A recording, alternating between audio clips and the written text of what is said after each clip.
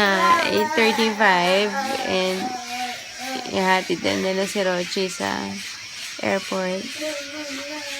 Dapat sasama kami kaso mamadali na sila. Si Daddy late nagising yata.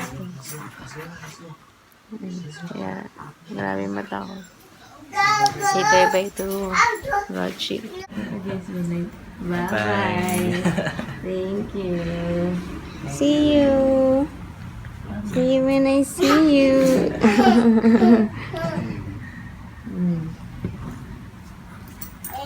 Ingat. Enjoy. See you soon. Yes. Hi.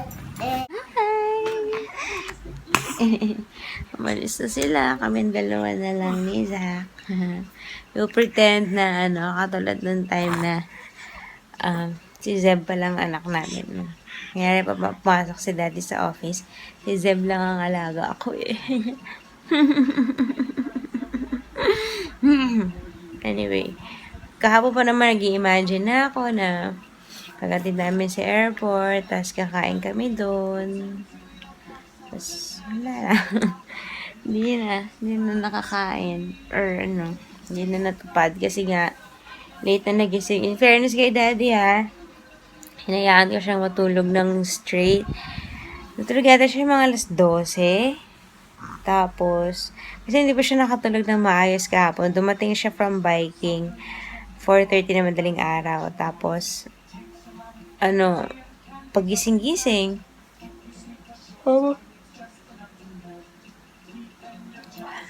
Kaya, ayun. Hindi siya nakatulog ng maayos kahapon. Kaya, nung gabi, si Zeb kasi nakatulog sa tabi ko sa baba. So, the whole night, si Daddy uninterrupted sleep. Buti na lang si Zach hindi hindi katulad ng the other night na na every 10 minutes nagigising. Gabi, naman yung tulog niya. Straight naman. Hindi ko kailangan tumayo at sway-sway siya. So, yun. Nasarapan yata ng todo yung tulog ni Daddy. Tagal bumangon. Sabi niya, alas 7 daw. Dapat bumangon na. Ako naman, okay lang din kasi napahaba pa yung tulog ko. Anyway, good morning. Happy Sunday. Tomorrow, start na ng season 2 ng aking buhay. Sabi nga ni Jong, season 2 na. Ay, kasi wala na akong extra arms or extra hands. Yung mga simpleng magsi-CR ako. Kailangan ko nang may magbubuhat kay Zach. The other day, nag-try na ako na number 2 ako. Sinama ko to. Sinakay ko sa stroller. Tapos nakabukas lang yung door. Nandun siya sa labas ng door. Para nakikita niya ako. Kasi minsan, hindi mo masabi pag iiwanan ko siya dito with Zeb. Baka kung ano ginagawa ni Zeb sa kanya. Kaya sinasama ko na lang. Pero pag alam ko na si Zeb nakatulala sa TV, okay lang. Pagka gusto niya yung pinanonood niya. Tapa ako, so gonna try to sleep again. Hey guys, it's 11:15 na. Dumating na sila Daddy kanina mga 10:30 yata yun. And then, sa main door pa lang naririnig ko na si Zeb. Nagngangawa, iyak ng iyak, nagwawala. So, message ko si Daddy, sabi ko, huwag kayong papasok dito sa kwarto kasi makapatulog ko lang kay Zach noon. So, lumabas sila ulit. And, lubat na si Daddy. But I'm assuming na nandito sila sa playground na mas malapit kaysa dun sa kabila. So, dito muna ako pupunta, hanapin ko sila.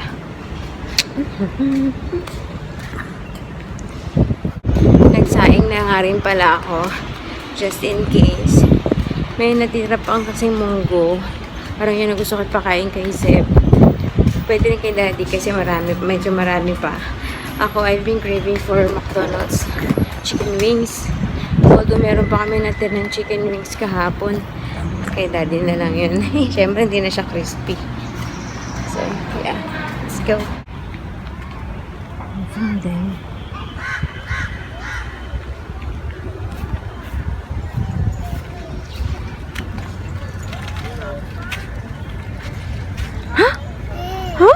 what are you doing?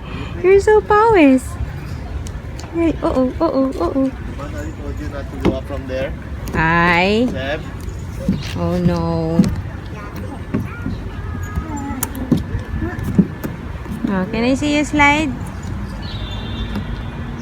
Can I see you slide? Ang pawis mo. Go down. Slide.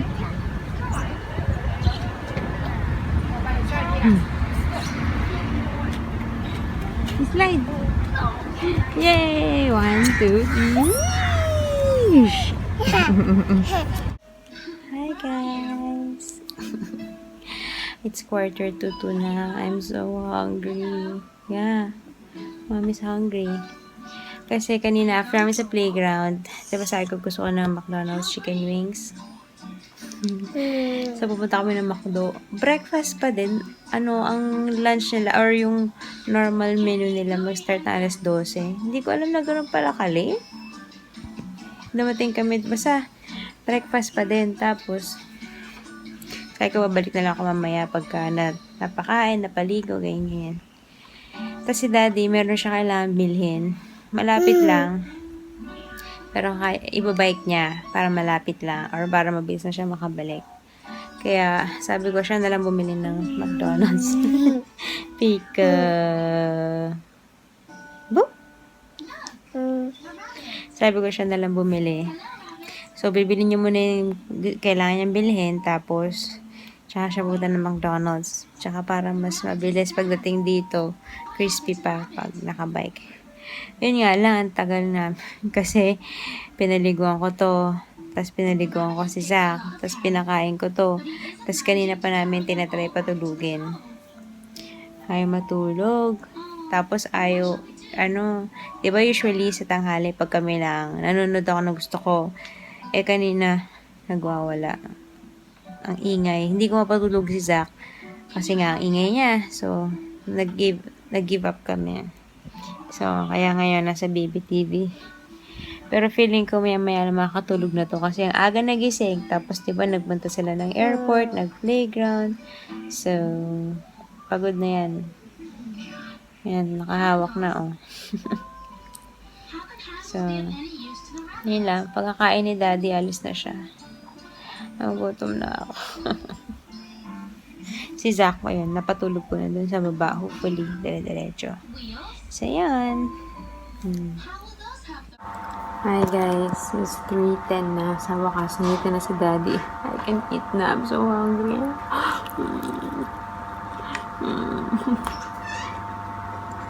Hey guys, it's almost 6. Nantirik pa din ang araw. Nandito kami sa may playground. Tapos katabi nitong playground, isang Child Development Center under YWCA. Young Women's YMCA. Ito, YWCA. So, ayun. Para siyang hindi ko sure kung school ba to or what. Para nakalagay Child Development Center. So, naghanap na kasi kami ng pwedeng ipasok ka ni Zeb. Ito, super lapit. Madaling maghatid sundo. Wait. Child Development Center. So, we'll see. Anyway, doon na sila daddy sa playground. As in, eto yung school or kung ano man. Yan siya. Ito yun yung playground. Doon sila daddy. Ay, nako.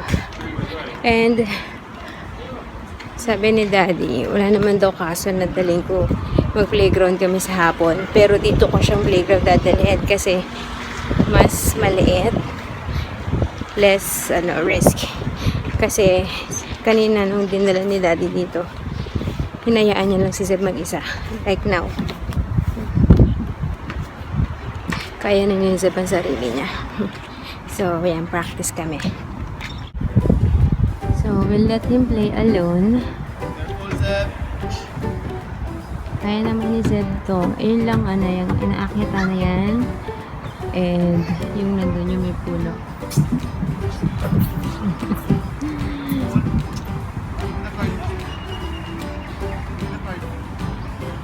Zeb!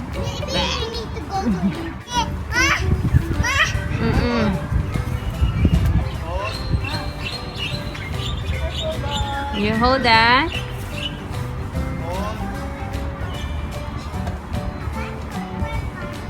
Good boy na.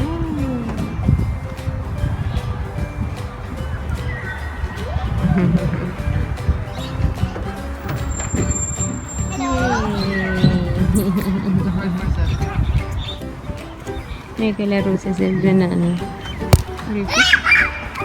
ng batang babae. Alam ko Pilipino din yan eh. Yung nanay niya narinig ko ng Tagalog. Oo!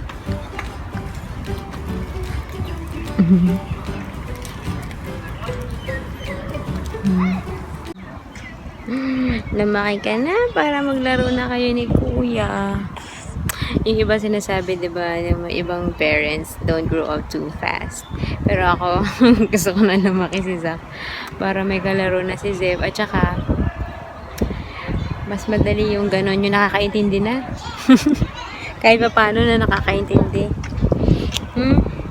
At nag-walk na, hindi ka nakalabitin lagi. What?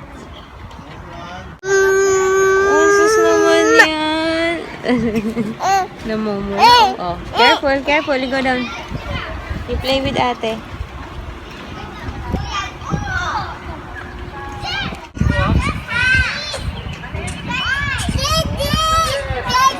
Yes, I'm here. Hold on.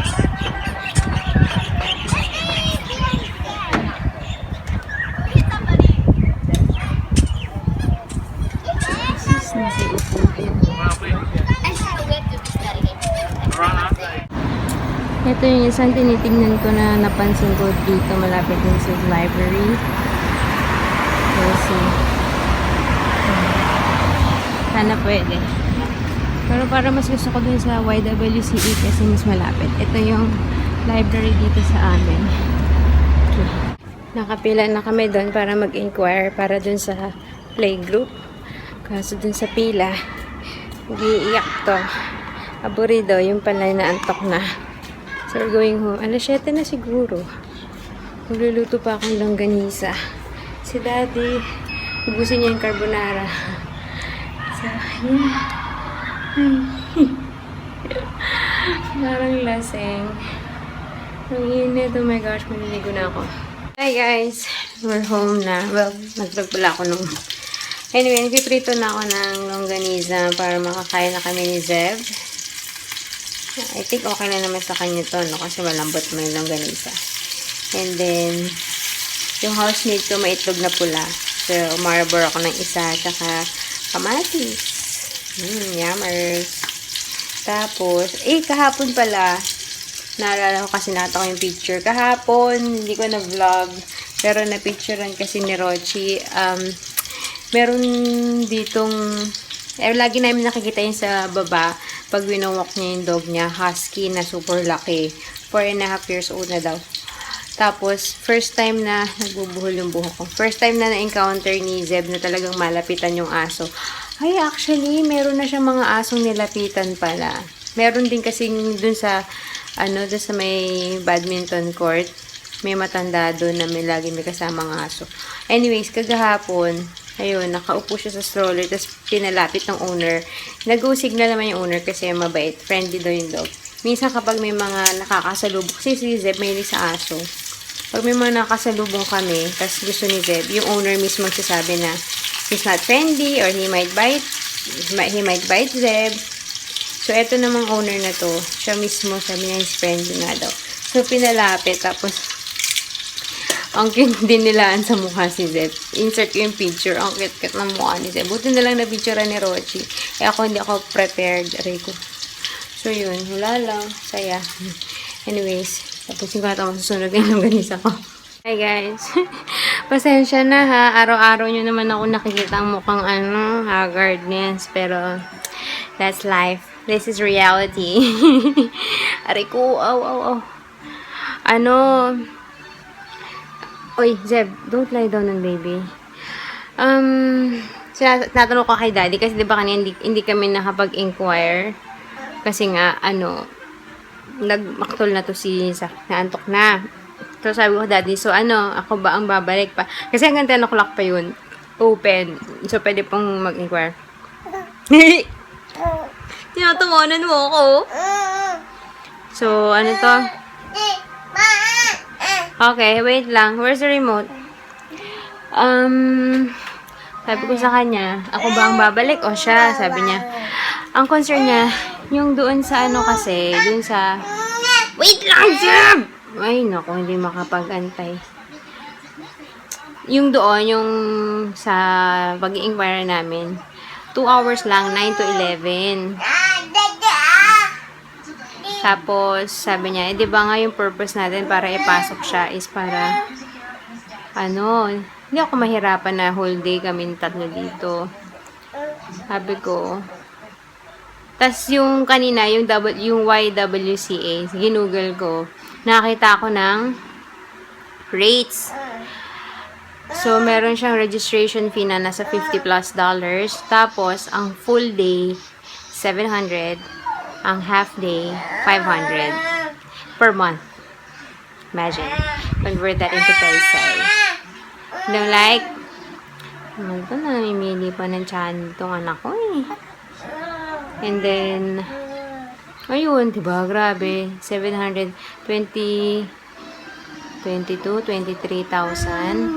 per month for a playgroup. Not even kinder 1.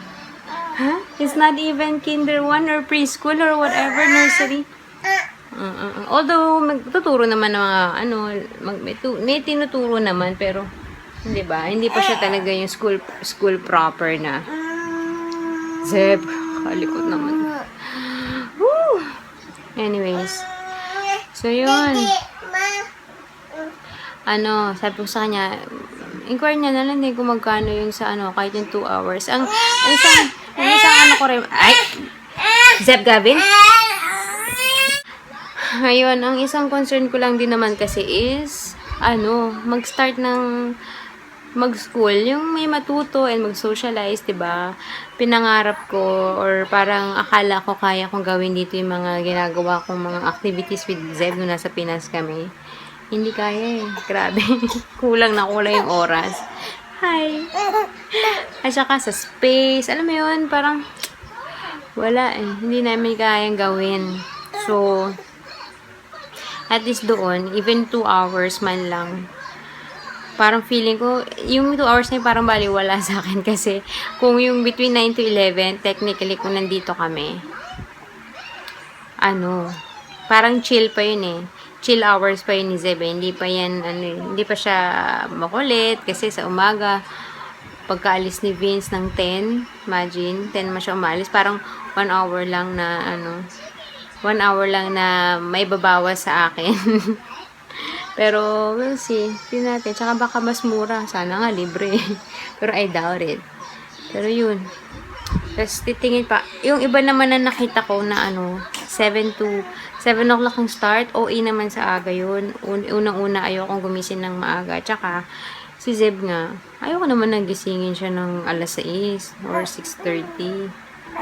It's too much. Baka araw-araw lang kami magpapahirapan or mainit ang ulo niya. So, yun. Ba't naman si 7? OA? Kasi parang sa mga nag-work yun eh. Meron kasi, doon sa isang nakita ko, 7 to, pwedeng 12:30. Merong 7 to 5 para sa mga naka-school bus na bata. Tapos merong 7 to 7. Siguro yun pagka yung mga magulang ida-drop off tapos ipipick up yung bata. Oh yeah. Pwede rin ang infant eh. Pero kung kaya na, feeling ko imagine mo kung magbabayad kami ng dalawa ng ganun, tapos magtatrabaho ako. Is it worth it? Kasi parang yung ibabayad namin dun. Hindi ko alam. Hindi ko ma-imagine. Tama ba? Kung magbabayad ka, syempre may bayad din si Zach, pero sabihin mo ng mas lesser, pero pa din, baka yung sisweldohin ko naman. Ewan ko. Hindi ko maano. Ano ba yung logic nun? Anyways, kasi sabi, ganun yung parang inilogic ko na kukuha kami ng yaya, tapos magtatrabaho ako, kasi yung sweldo ko mapupunta lang sa yaya, parang ganun. Although hindi naman, wala naman trabaho na kasing, wala naman akong, I mean, yung sisweldohin ko naman more than what yung salary ng yaya, pero pa rin, di ba? Hindi ako na lang. At least na hands-on ko pa. Pero, we'll see. I don't know. Grabe, ang hirap mag-decide. But, yeah. Pero, Zeb, kailangan na ni Zeb pumasok. Kailangan niya na mag-socialize with other kids. Pero, he works better. Alam, tsaka yung gusto ko dun sa, Marine Parade, Montessori style. Ang Montessori style, nagmimix sila ng age ng bata. Hindi same age lahat. Yun ang pagkakaintindi ko yung dati nung nagre-research ako. And si Zeb plays better with, older kids. Kesa yung kasing age niya or, mas bata sa kanya. Mas napapansin namin na sa playground or kahit sa mga pamangkin ko, mas okay siya pag mas matanda yung nakikipaglaro sa kanya. Anyway, kumakain na si Daddy, tapos after that, maliligo na kami ni Zeb. And then after that, I'm gonna go to the grocery. Or si Daddy muna magpupunta. I don't know.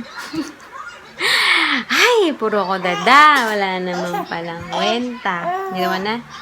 Wait. Hi guys, it's 9:15 na. And I'm gonna go grocery shopping. But before I do that, pupunta muna ako sa Parkway Parade. Bibili ako ng speculoos. Namiss ko na yun. Meron dong isang shop na tindahan ng mga tsokolate, may mga spread, merong Cadbury, Reese's, mga sandwich spread. So, isipin ko pa kung anong bibiling ko dun. But, yun, gusto ko ng speculoos. Kasi everyday peanut butter na lang kami. Nasawa na ako. Tapos, yun. I'll see you later. Bukas na pala yung Watson's ulit. So, let me just drop by for a while.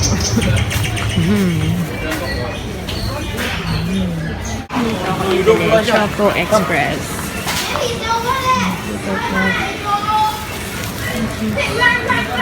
Maganda cream eh. Crunchy. OMG, meron din dito yung KitKat, pero iba yung flavor nito. I think I wanna try. 2 for 10. Pwedeng 1 lang. Ang kulit eh. Mga kakaiba. Subway. Shrimp and avocado. Vegetable cream dressing. Ang dami. Meron ding Malteser na spread. Oh my gosh, I like. Guys, mag-alas 10 na. 45 minutes na ako nawala. Good. Ang dami ko pang napuntahan in fairness. Pero, bitin ako sa Watson's. Bagong bukas pa man din. But anyway, I ended up buying the Malteser na rin na spread. Kasi na, 2 for 12 eh. Sayang naman. Ay, nako. Anyways, tomorrow's menu is pinakbet. Kasi, tinitake advantage ko ngayon yung time na ang lakas kumain ni Zeb. Tapos, hindi siya picky. Grabe, thankful talaga ako as a parent. Yan na isa sa mga, simpleng kaligayahan ng mga magulang. Yung maganang kumain ng anak. Sa totoo lang. Kasi dumaan si Zeb sa face na super picky. Kahit ayaw kumain, pahirapan pakainin, di ba? Natatandaan sa Pinas. 1 oras kung pakainin ni Sel. Dito, pag nakita niya na may hawak na akong plato, excited. Tapos, siya talaga yung lumalapit para magpasubo. Kahit anong isubo ko, kinakain. Kaya, take advantage ko na puro gulay. Kung ako lang kakain, puro prito para madali, diba? But since andyan si Zeb at kailangan nutritious, so pinakbet kami bukas. Ang daming hihiwain. So, kailangan maaga ako magising. Anyway, mga good night na ako. I'll see you na lang tomorrow, okay? Bye!